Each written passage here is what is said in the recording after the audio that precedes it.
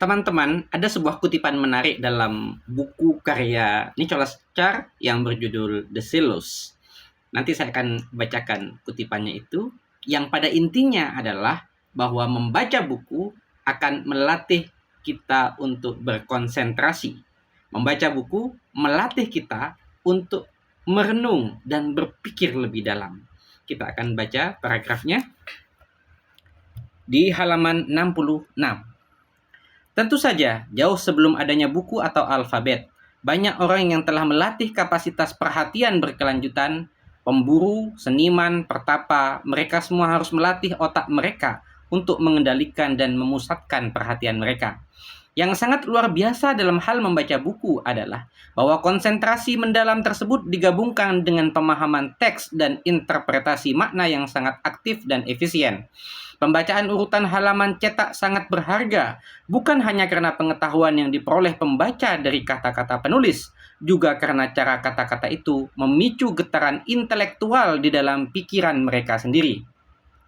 Di dalam keheningan saat membaca buku dalam waktu lama dan dengan perhatian tak terganggu, orang membuat asosiasi mereka sendiri, menarik kesimpulan dan analogi mereka sendiri, mendorong ide mereka sendiri. Mereka berpikir mendalam saat mereka membaca secara mendalam. Para pembaca tanpa suara di masa-masa awal pun menyadari perubahan besar dalam pemikiran mereka yang terjadi saat mereka menenggelamkan diri dalam halaman buku.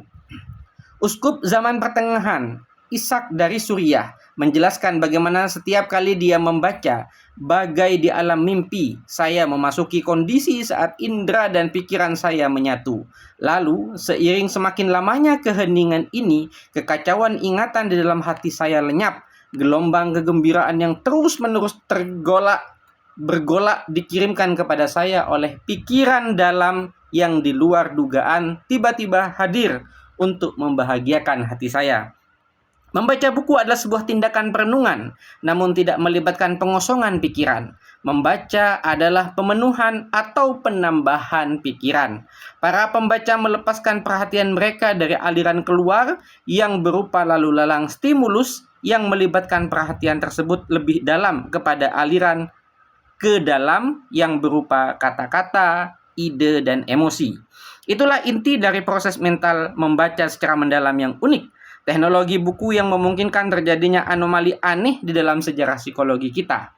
Otak pembaca buku bukan sekedar otak yang bisa baca tulis. Ia adalah otak sastra.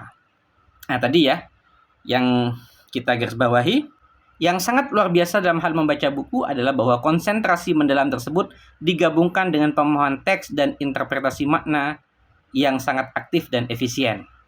Kemudian tadi, membaca buku adalah sebuah tindakan perenungan, namun tidak melibatkan pengosongan pikiran. Membaca adalah pemenuhan atau bahkan penambahan pikiran. Nah, ini teman-teman ya, betapa pentingnya membaca buku bagi pikiran kita. Dan ini ada dalam buku yang menjadi salah satu referensi saya, termasuk dalam mengampu kelas membaca 200H, yaitu buku The Silos karya Nicholas Carr. Terima kasih, sampai jumpa di video berikutnya.